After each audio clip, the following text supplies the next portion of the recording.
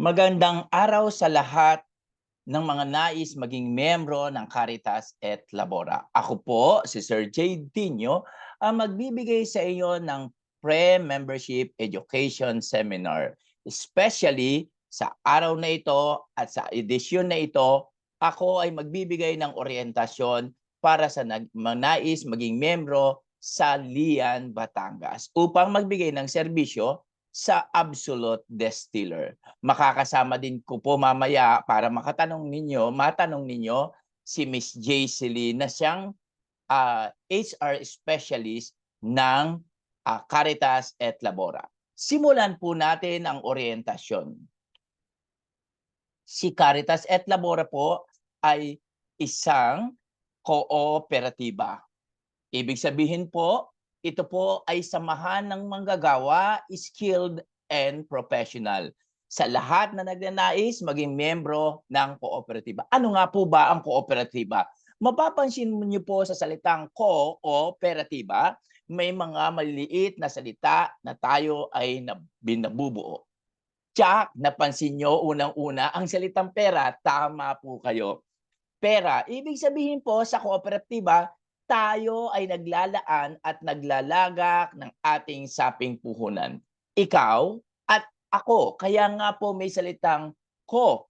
So naglagak tayo ng ating kapital, meron po tayong pinatatakbo o isang operasyon na kung saan pinatatakbo natin ang ating negosyo.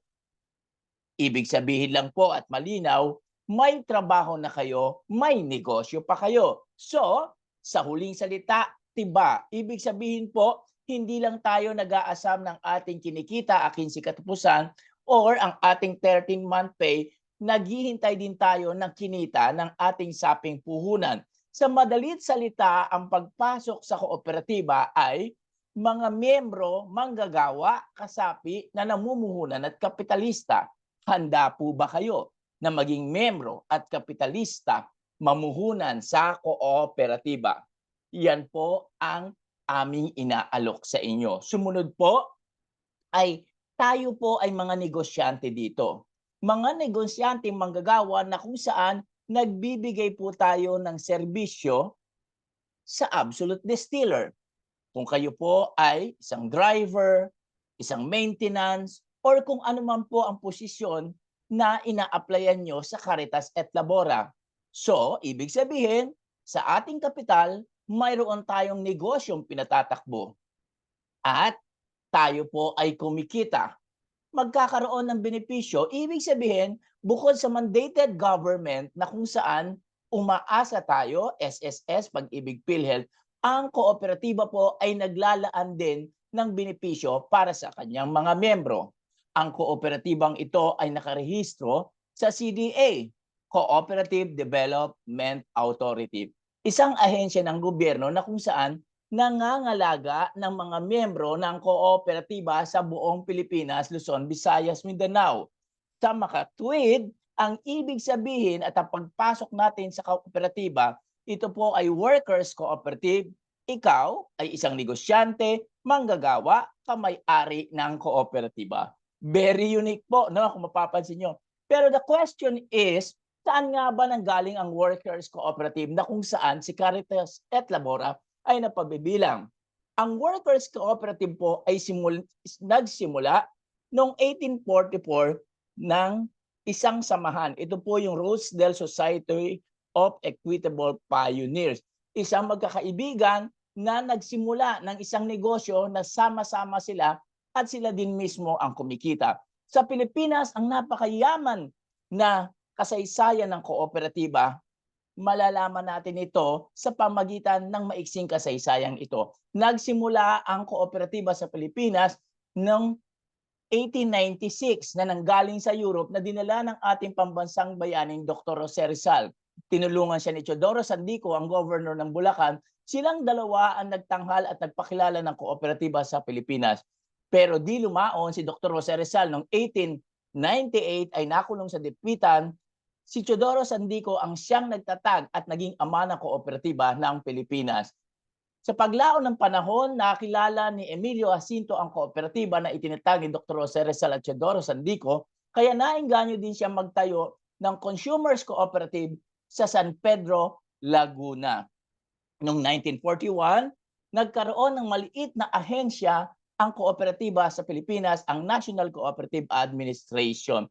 Dahil sa tulong ng Republic Act 9520, nagkaroon ng unang-unang ahensya ng Pilipinas na tinatawag na Cooperative Development Authority noong March 10, 1990.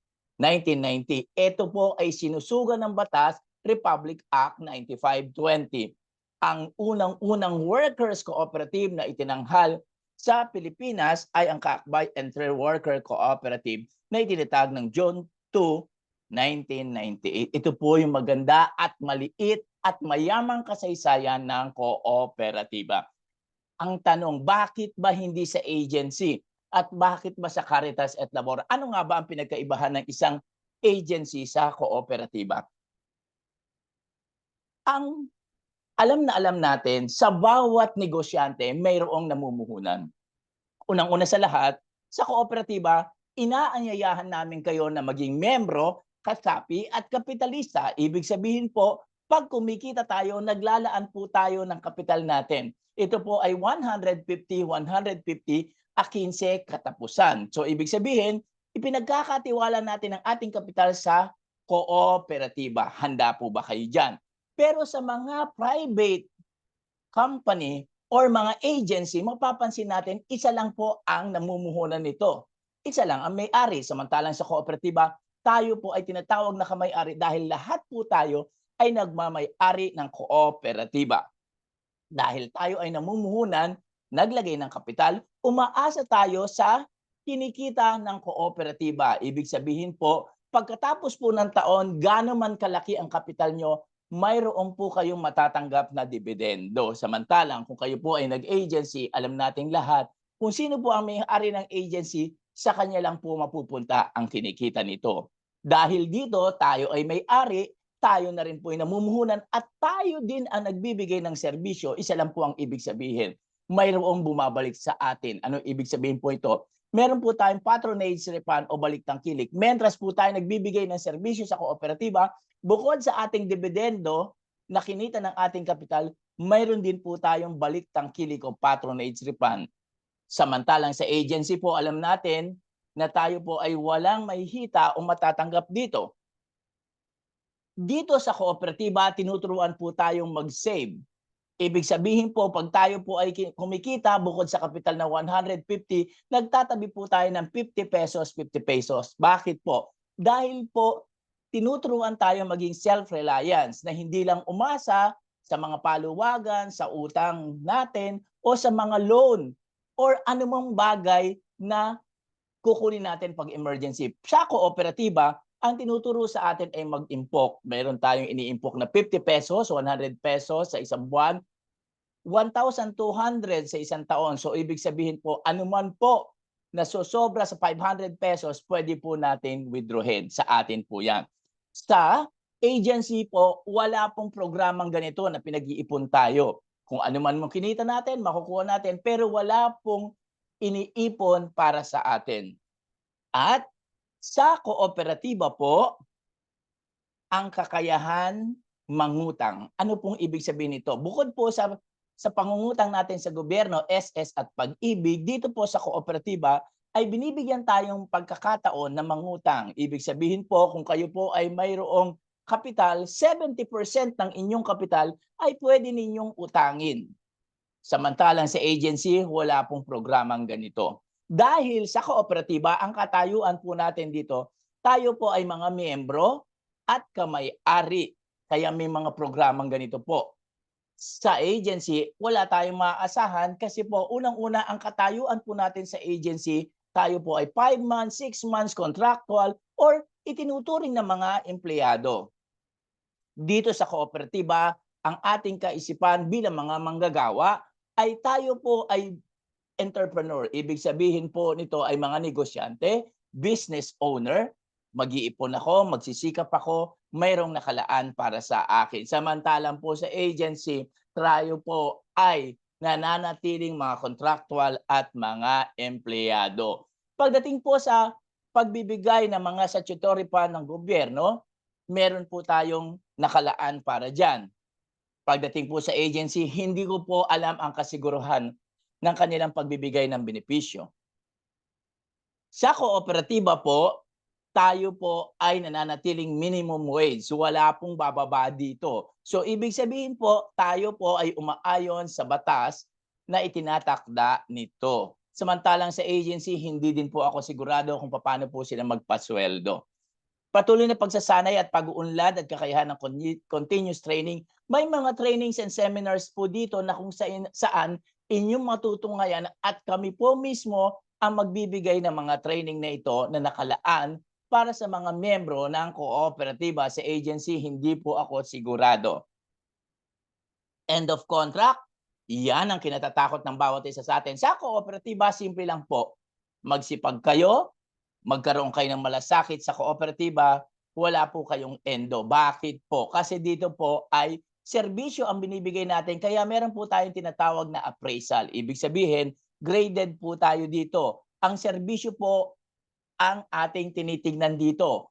So, kung nais nyo po magtagal sa kooperatiba, gumawa po kayo ng magandang serbisyo, magbigay po kayo ng magandang serbisyo, at the same time po, tayo po ay magkaroon ng malasakit sa kooperatiba upang ang ating serbisyo ay tuloy-tuloy o tinatawag nating no end of contract. Samantalang po sa agency, malinaw sa atin yan. 5 months, 6 months, project-based o anuman po ang ibinibigay sa atin ng agency para sa ating serbisyo. Kung titignan po natin, ang Caritas et Labora po ay tinatag ng 2007. Meron na po siyang ika-16 na taon ngayong 2023. Meron po siyang 89 business partner pero umangat na po yan as of this year, December. Pagdating ng December, mas aangat pa tayo. Meron po siyang 1,400 members. That is September. Ngayon pong Nobyembre, meron na pong 1,500. And meron na pong 94 business partner. Patuloy po ang paglago ng kooperatiba. Kaya po ang kooperatibang ito ay hindi lumalayo sa pagsunod sa batas, especially sa DOLE, sa Labor Code. Bakit po? Tayo po ay mga manggagawa, dapat lang makinabang tayo ng ibinibigay at itinatakda ng gobyerno. Tayo din po ay rehistrado sa CDA noong June or July 5, 2007, on the 16th year of this 2023, tayo po ay nagiging mas matatag pa sa tulong ng Republic Act 9520. Pero maging malinaw po sa atin, mas matingkad ang pagkakilanlan natin sa pagsunod sa batas sa CDA, Cooperative Development Authority, na kung saan ang bawat kooperatiba ay nakarehistro. Sino nga ba si Caritas et Labora ayon sa batas DOLE? DO 174, si Caritas et Labora isang human resource service cooperative. Hindi po siya manpower agency, isa lang ang ibig sabihin. Ibig sabihin po, lahat po ng membro ay nagbibigay ng serbisyo. Hindi po tao ang pinadadala natin, kung hindi serbisyo ng mga kasaping manggagawa na meron tayong business partner. Si Absolute po ay tinatawag natin business partner. Mag-partner po tayo. Bakit po? Tayo po ay mga negosyante, kapitalista. Meron po tayong opisina, Caritas et Labora. Mapapansin niyo po, meron po silang service agreement. Ano po yung ibig sabihin nun? Lahat po ng mga serbisyong kinakailangan ni Absolute Distiller ay hinihingi niya kay Caritas et Labora. Kaya dumaan po kayo sa proseso ng pag-a-apply.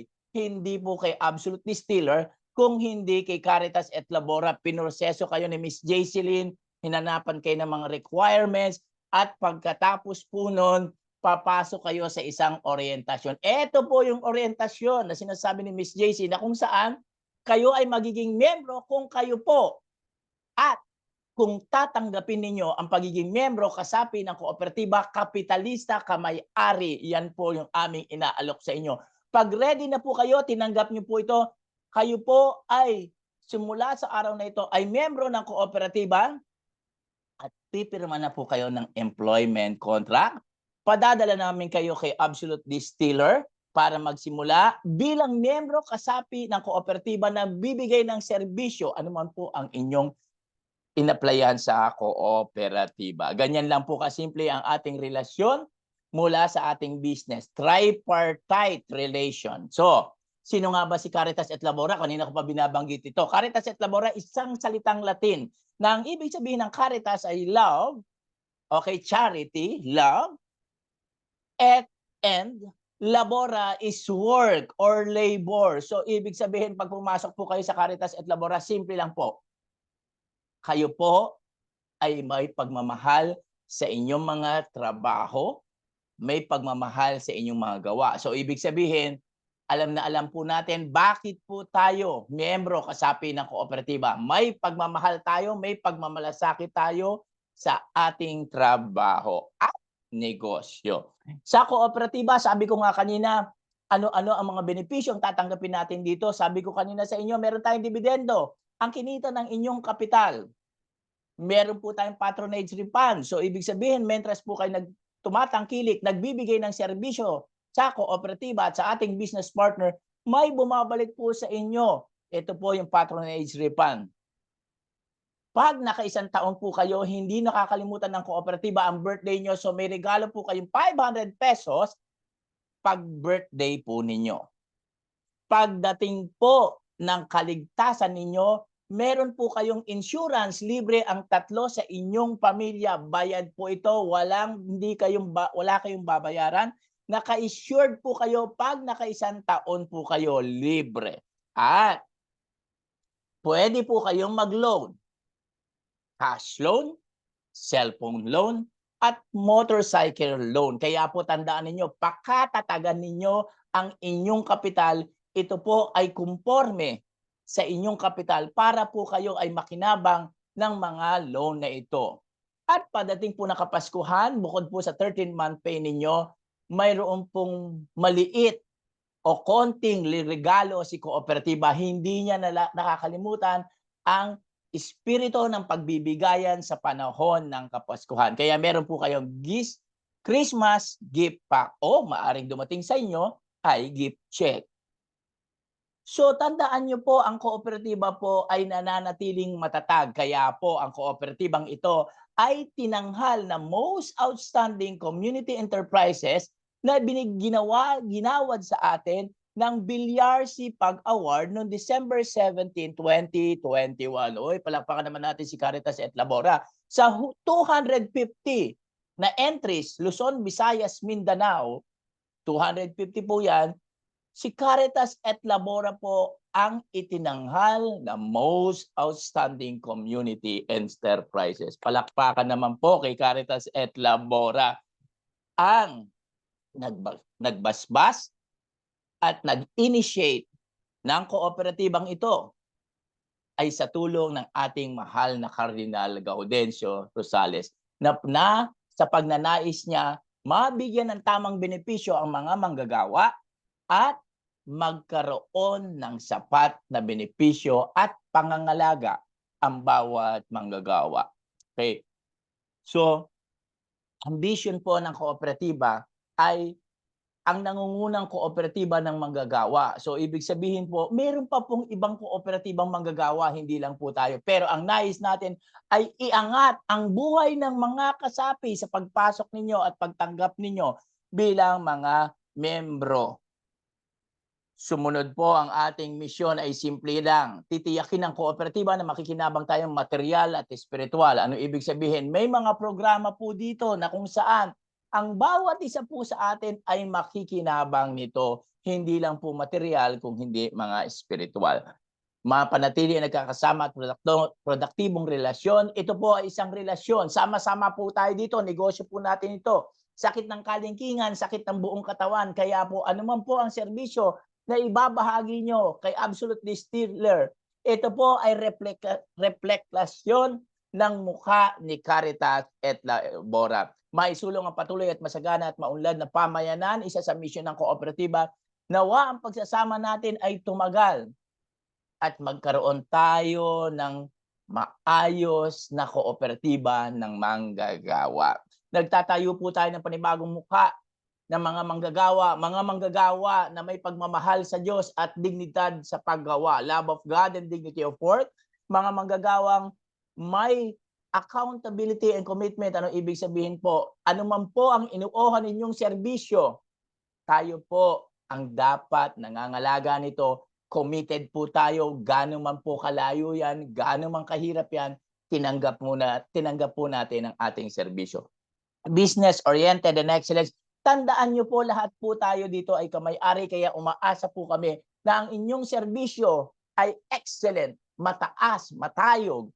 So, sa simula po, sinabi ko sa inyo, ito po ay business. Kumikita kayo, may negosyo pa kayo. Open-mindedness, innovation. Tandaan niyo po sa pagpasok sa kooperatiba, maging bukas ang isip natin sa panibagong pananaw. Hindi po ito agency, ito po ay isang human resource cooperative. Respect for other. Nawa, pag tayo po ay naki-business partner na, marunong po tayo mag-good morning, good afternoon, mag-say ng hi, hello, kumatok sa pinto kung mayroong tao, napapasok tayo o maglilinis tayo, ngumiti lagi, no? Gumalang sa mga gesture natin. Active participation, may mga activities po na ginagawa tayo sa kooperatiba na aanyayahan po namin kayo. Magbibigay kami ng memo, nandyan po si Miss Jaycelyn para po kayo ay alagaan. Kung kayo po ay may mga tanong pa po, nandyan po si Miss Jaycelyn para po ibigay ang mga katanungan ninyo. So papasok na po tayo sa panibagong bahagi. Kung may tanong pa kayo sa kooperatiba, pwede po kayong pumasok sa ating YouTube. May mga video po ako doon. I-type nyo lang Jade Tinyo.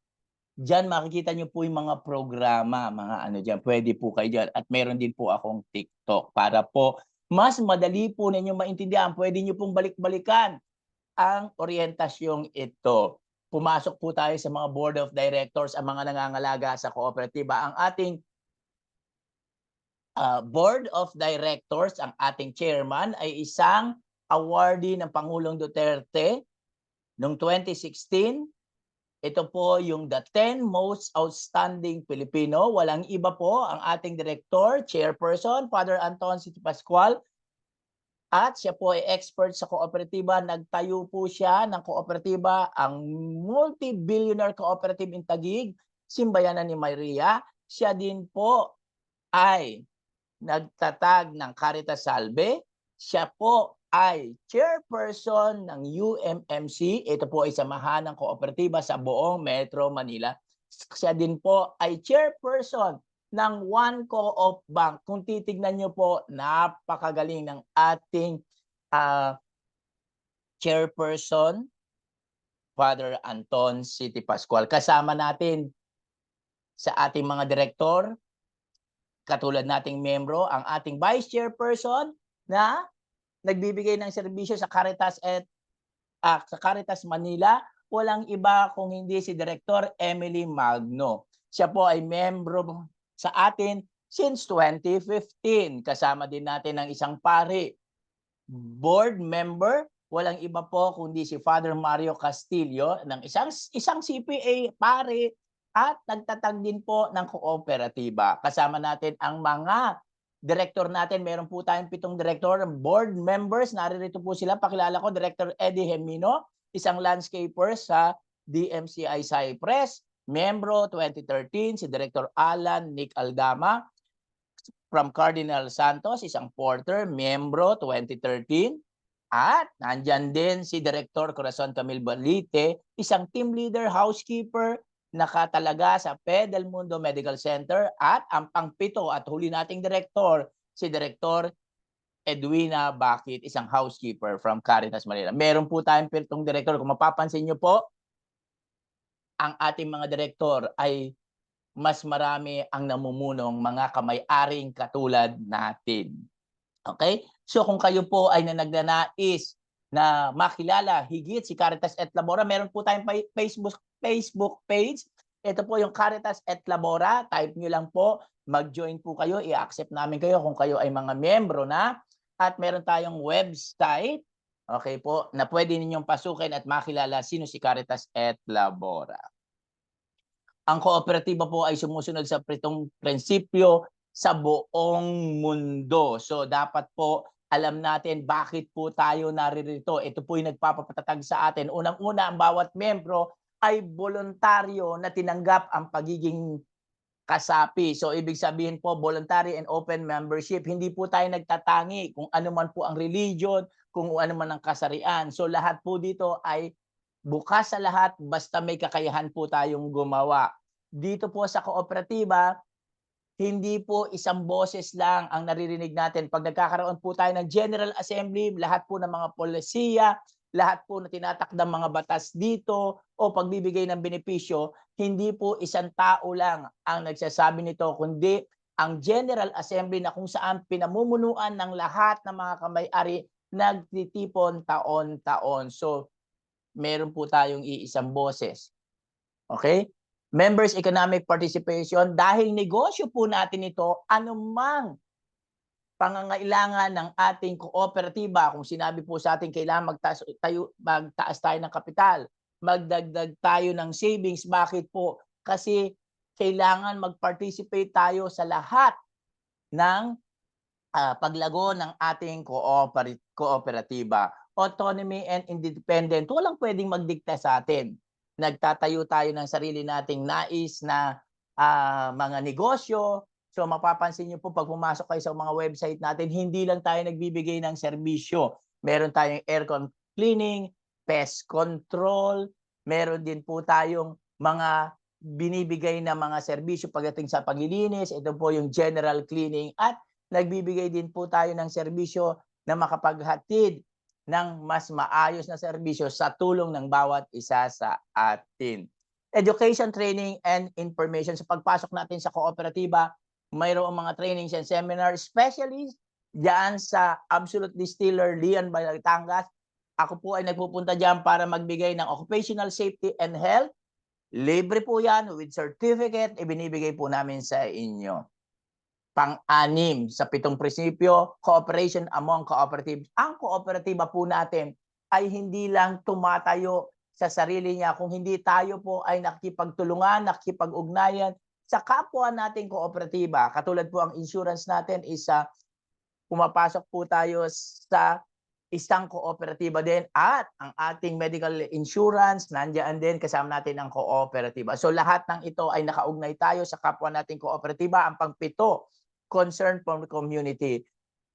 Ibig sabihin po, hindi lang tayo concern sa miyembro, kung hindi sa mga gawain ng kasapi. Meron po tayong family day, may kasala ng bayan, may mga programa po na kung saan nagbibigay tayo ng kasiyahan para sa mga bata pagdating ng Kapaskuhan. At papasok na po tayo sa mandated government. Ang hinihintay ninyo, kung may mga katanungan kayo, ulitin ko, tungkol sa kooperatiba, pwede po nating linawin yan kay Miss Jayceline, na kahanda po siya sa kasagutan. Or, pwede nyo rin po akong tanungin. Meron po akong Facebook page, meron po akong Messenger, may TikTok ako. Pwede po kayong magtadownload at pumasok. Huwag po natin magkalimutan mag-subscribe para po mas lalo po tayong lumakas, tumatag sa pagbabahagi ng mga videos. Pasok na po tayo sa mandated government. Simulan po natin sa inyong kinikita. Minimum wage po tayo for 25 sa ngayon. Sana po mas tumaas ito. So may tinatawag tayong cut-off. Araw ng pinasok, araw ng kinita, payout. 1 to 15, yan po ay kikitain natin sa 25. 16 to 30, kikitain po natin yan sa 10. Ibig sabihin po, actual po yan. Wala po tayong pondo, pero may proseso po tayo. Kaya po, kung papansinin ninyo, mayroong paghahanda sa araw ng payout o sweldo. Tingnan natin po ang ating payslip. Sa payslip po natin, mapapansin natin may period covered. Yan po yung cut-off, araw ng pinasok. Merong payout date. Ibig sabihin po, araw ng kinita. May pangalan nyo po, location, kung saan po nakatalaga, Absolute Distiller, position, kung ano po yung in-applyan ninyo. Account number, actual account number ninyo sa PNB. Kung papansin niyo po sa baba sa gross pay, meron description, days and hour, amount. Basic pay, regular working days. 8 oras o 8 oras na pasok nyo sa isang araw. 14 days ang pasok, yan po ang kinita. Regular overtime, baba po natin yan. Iba po, kwentada niya, papaliwanag ko mamaya. Kung night shift differential regular, bababa po natin dyan. May rest day OT, rest day, pumasok po kayo. Night shift differentials, meron po yan sa baba. legal holiday, baba po natin yan. At special non-working holiday nandiyan din po. Punta po tayo sa kabilang side, merong mandated deduction. Mamaya papaliwanag ko ang kinakaltas ng SSS, Pag-ibig PhilHealth. At ano po ba yung kinakaltas ng kooperatiba? Ayan, nandyan din po yan. Okay. So, madali pong makilala at matignan yung ating cooperative. Conforme po sa inyo, katulad ng sinabi ko sa inyo, ang saving 50, pwede nyo padagdagan. Katulad ng ating membrong ito, pinagdagagan niya, pinagawa niyang 100. Ang kapital niya ay 150, nananatiling 150, pero pwede nyo pong padagdagan niya. Ganyan lang po kasimple ang ating payslip. Pasok po tayo sa ating PNB ATM. Tandaan nyo po, magpi-fill up po kayo ng form ng PNB, maghihintay po tayo ng ilang araw na pagbibigay ng PNB ng bangko kung kailan po darating ang ating ATM. Pero para mas madali po, kung mabigyan na kayo nito, mag-download po kayo ng PNB application kasi pag gumamit po kayo nito, pwede niyong ilipat sa GCash, bank to bank, pwede din kayo magbayad ng inyong mga kuryente, telepono, Netflix, kung ano man, para mas mapabilis po yung ating transaction. So, ang inyong ATM ay PNB po. Ibibigay po sa atin ni Miss Jayceline kung paano tuturuan po kayo sa pag-fill up ng form. Punta na po tayo sa mandated government SSS. Sa SSS po, para malaman ninyo kung magkano po ang kinakaltas sa inyo, papasok po tayo sa SSS Contribution Schedule. Ito po yung SSS table na tinatawag. Basic pay po on the SS table, tinitignan natin yan. Example po, okay, kung kayo po ay minimum wage, 495, divide po natin sa dalawa. Pero tatandaan nyo, minimum wage yan. Ang SSS ay nagbabago po yung contribution natin o ating inilalagay sa SSS kung marami kayong overtime, marami po kayong holiday pay. So, ibig sabihin, may movement siya. Hindi siya laging 495. Dalawang kaltas po yan. Okay, tandaan nyo, ang SSS ay hindi nananatiling fixed ang contribution natin. May movement, may paggalaw siya pag tumataas ang kinikita natin, especially pag tayo ay maraming overtime, may mga holiday pay po natin. Kung gusto nyo pong mag-loan sa SSS, may 36 months contribution po tayo. Kung nakakapag-loan naman po kayo dati, maghintay po kayo ng 6 months ayon sa itinatakda ng SSS. Para mas mabilis nyo pong makita ang lahat ng ito, mag-download po kayo ng application ng SSS. Kasi dito makikita ninyo kung magkano na po ang contribution nyo. At dito din po sa SSS app, kayo po ay pwedeng mag-loan. Tandaan nyo po, ang Caritas et Labora po, Human Resource Service Cooperative, ay nakarehistro po na online. Lahat po ngayon online na, kaya kailangan nyo po ng apps.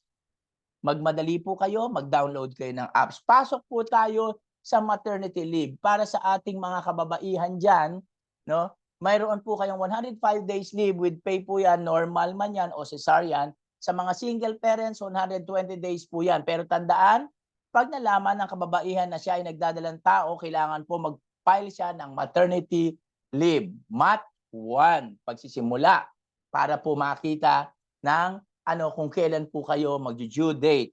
Pag ready na po o may due date na, darating na ang panganganak, magpa-file po kayo ng Mat 2. So, ibig sabihin po, inihahanda ninyo ang inyong sarili para sa kapanganakan ng inyong anak. Pero tandaan nyo po, ang benepisyo pong binibigay ni Caritas et Labora pag kayo po ng SSS, ang SS po ang nagbibigay ng benepisyo nito, hindi si Caritas et Labora. So, ibig sabihin po, pag nanganak na si Mrs., may proseso po si SSS. Sasubmit po natin yung ating SSS ng inyong anak, tapos may proseso pong 1 month. Huwag kayong mag-alala dahil nandyan si Miss Jayceline, ang benefits, tutulungan kayo para sa mga benepisyo ninyo sa SSS. Pasok po natin para sa mga tatay, may paternity leave po tayo. Hindi po ito kadikit ng SSS, pero ito po ay tinatakda ng batas na lahat ng mga ama ay maaring samahan ng kanyang asawa sa panganganak, mayroon pong binibigay na 7 days leave. Pero magagamit lang po ito kung kayo po ay mayroong marriage certificate o legal na kasal. Hindi po ito katulad ng maternity leave na kung saan meron po kayong makukuhang cash. Ito po ay a-absent kayo, magli-leave kayo, bayad po kayo. Hindi po ito convertible to cash, pero pag kayo po ay hindi pumasok, bayad po ang 7 days ninyo.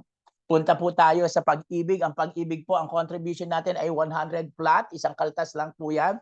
So, sumunod po, kung kayo po ay maglo-loan, balak ninyong mag-loan sa Pag-ibig, may 24 months contribution, katulad ng hinihingi ni SSS, 6 months latest kung kayo po ay nakakumpleto ng 6 months at nakakapag-loan na kayo. So maghihintay po tayo ng 6 months. Okay? Pasok po tayo sa PhilHealth. Sa PhilHealth po, basic pay natin times 4%, sample po lang po ito, 442, hahatiin natin sa dalawa, latest contribution ang hinahanap. Pero tandaan nyo, katulad din siya ni SS, yung ating PhilHealth, may paggalaw o movement.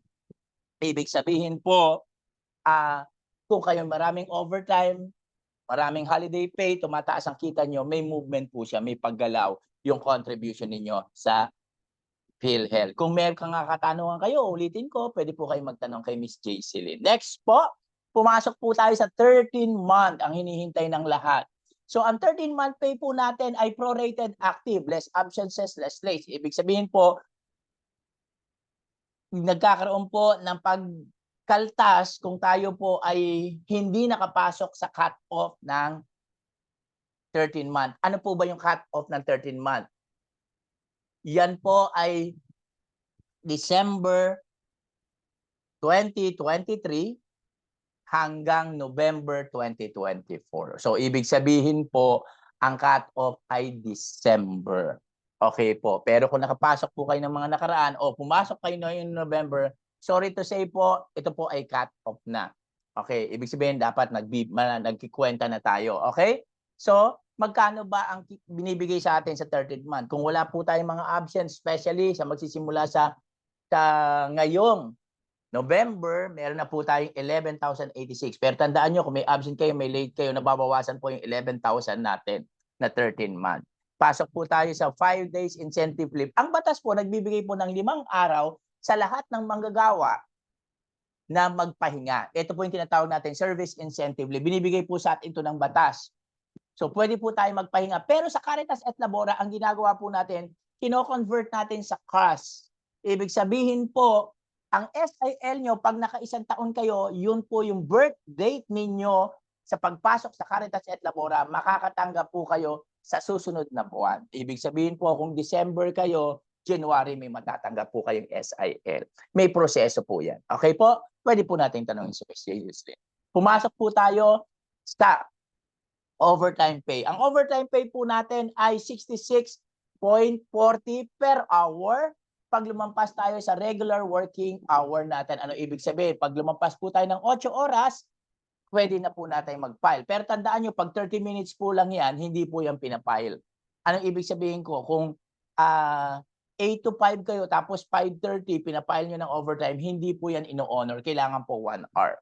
Next po, night shift differential po natin. Pag umabot kayo ng alas 10 ng gabi at umabot ng alas 6 ng umaga, anytime of that, meron kayong 73 pesos. 73.11 per hour. Pag kayo po ay rest day ninyo at kayo po ay pumasok, 30% po yan. So, ibig sabihin, yung inyong regular pay ay madadagdagan ng 127.50. Doon po sa regular holiday natin, ibig sabihin, ito po yung may mga nakatakda sa kalendaryo, double pay po tayo. So, ibig sabihin, yung 425 natin, dodoblehin po natin, magiging 850 po yan. Pasok po tayo sa special non-working holiday. 30% din po yan, 127. Pero tagi yung tatandaan, may tinatawag na special non-working holiday. Ito po ay no work, no pay. Ibig sabihin, pag pumasok kayo, madadagdagan kayo ng 127. Meron po tinatawag na special working holiday. Yan po ay walang 30%. Baka po kayo malito. Okay? Ito po ay maaring tinakda ng national government, sinabi po sa atin, kaya check po natin, or local government. Ibig sabihin, LGU, kung tinakda ng Lian Batangas na araw ng Batangas o Lian, nagtakda ng special non-working holiday, pumasok kayo, meron po kayong 30% na dagdag sa inyong regular payout. Kung may katanungan kayo, pwede po kayong magtanong kay Miss Jaycelyn or sa akin, o pwede po kayong mag-chat. Okay? Alamin naman natin ngayon kung ano ang kinakaltas ng kooperatiba sa atin. Sa unang pagpasok niyo po dito, tinanggap niyo ang pagiging membro at kasapi ng kooperatiba. Nagbibigay tulong po tayo sa kooperatiba. So sa unang payout o sweldo, magbibigay po tayo ng 500 pesos bilang membership fee sa kooperatiba. Pagtulong po natin yan sa kooperatiba. Sa pangalawang payout o pangalawang sweldo, mag-ipon na po tayo. Magsisimula po ang ating kapital o tinatawag nating initial capital na 500 pesos. Pero sa mga susunod po, sa pangatlong payout, papasok po ang 150 sa pangatlong sweldo po natin. Okay? 15 katapusan po yan, 150. Yan po yung pangatlo. At meron po kayong tinatawag na 50 pesos na savings. Ayan po papasok. So, ibig sabihin, 15 katapusan, 200 pesos na po yung kinakaltas sa inyo pagdating ng pangatlong payout o sweldo ninyo. Okay po? Ngayon naman po, alamin natin ang pagpasok natin sa kooperatiba. Ano nga po ba ang responsibilidad natin?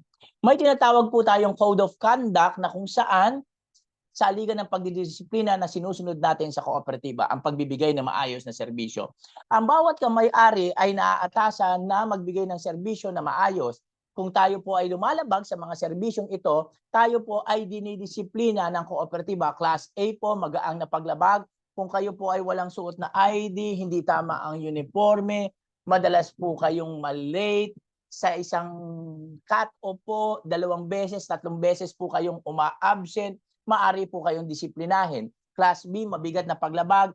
Ito po yung nahuli kayo natutulog sa oras ng paggawa, nagdala kayo ng cellphone, nanigarilyo kayo sa mga ipinagbabawal na lugar, insubordination, tahasan hindi pagsunod, may natigil na operasyon dahil sa inyong kababayaan, may nasira kayong kasangkapan, maari po kayong disiplinahin. Class B, mabigat na paglabag. Class C, seryosong paglabag. Pagnanakaw, pandaraya, pangungupit, pagpapalsipika ng dokumento at ang awol. Lahat po ng ito ay may due process o may prosesong tinatawag. Simulan natin sa Class A, magaang na paglabag.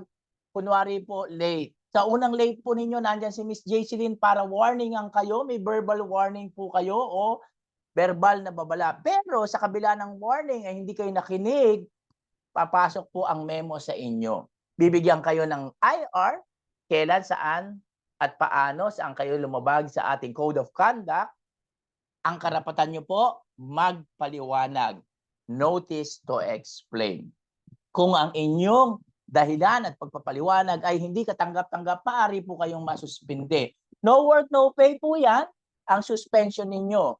Binibigyan kayo ng tatlong pagkakataon. Pero kung ang serbisyo ninyo ay hindi pumasa dahil sa inyong sa pagiging late ninyo, absent ninyo, maaari po kayong matanggal sa pagbibigay ng serbisyo sa absolute distiller, pero hindi sa kooperatiba. Class B. Dito po sa Class B, mabigat na paglabag, ang memo po dito, suspension na po. Kunwari po, nahuli kayo natutulog sa oras ng paggawa, meron kayong IR, katulad ng nabanggit ko, paano, saan, at saan kayo lumabag sa Code of Conduct, ipapakita po sa inyo, ipapaalam sa inyo. Ang karapatan nyo po ay magbigay ng pagpapaliwanag, notice to explain. Isususpindi po kayo, may 3 kayong pagkakataon. Pero kung mabigat po talaga at hindi na nagustuhan ng serbisyo nyo, maaari pong matanggal kay business partner, absolute. Ngayon po, ang Class C, ito po yung seryosong paglabag. Pero due process pa rin po siya. Ang memo pagkatanggal, may matatanggap kayo ng IR, meron kayong karapatan magpaliwanag, ipoproseso pa rin po yan. So, tandaan natin sa maayos na serbisyo, kailangan basahin po natin ang ating booklet na Code of Conduct. Meron po sanang bibigay sa inyo, may ibibigay sa inyo na Code of Conduct. Paki-check po, paki-alam po, paki-basa po ang mga ito. Sa ating pagpasok sa kooperatiba, may hinihingi po kami mga requirements. Requirements is still requirements. Tandaan nyo, ang lahat ng mga requirements na ito ay kailangan natin mapasa. Kung gusto nyo pong kumita agad at magbigay ng serbisyo, pakikumpleto po lahat ng requirements na aming hinihingi, especially sa ating mandated government, SSS, Pag-ibig, PhilHealth. Hinihingan po namin kayo ng inyong medical certificate, ang basic 5, at drug test. Sa mga 35 pataas, meron na po kayong ECG. Bakit pa tayo humingi ng drug test? Republic Act 9563 ang lahat po na magbibigay ng serbisyo, trabaho, sa bawat kumpanya, sa bawat agency, establishment, kooperatiba, workers cooperative, dapat sumasabay po tayo sa Republic Act 9563, drug work-free place. Requirements po natin yan. At pagdating ng isang taon, ang DOLE po, ang labor po, nangihingi sa atin ulit po ng ating APE, Annual Physical Examination. Tinitignan po tayo kung tayo po ay fit to work, maaari pa ba tayong magtrabaho, kasama pa rin po ang drug testing. Kung kinakailangan po mag-random drug testing, kami po ay darating sa inyo ng walang pasabi. Kayo po ay itetest namin ng drug test kung kinakailangan po o requirements po. So inaasahan namin sa pagpasok ninyo sa kooperatiba ay mas lalo ninyong maramdaman na kayo'y pinapahalagahan bilang mga miyembro, kasapi, kapitalista. So kami po ay malugod na tinatanggap kayo. Yehey! Congratulations po. So kayo po ay malugod namin tinatanggap bilang mga kasapi ng kooperatiba. Maraming salamat po sa pakikinig ninyo. Ako po si Sir Jade Pino. Hinihingi ko po sana na mag-subscribe kayo sa aking YouTube, Jade Pino po. So, lahat po kayo ay malugod namin tinatanggap. Nagpapasalamat kami kasama si Miss Jayceline at ang ilang mga kasama ng kooperatiba, kasama ang ating mga Board of Directors. Welcome po sa Caritas et Labora bilang mga miyembro at kasapi nito. Congratulations po sa lahat.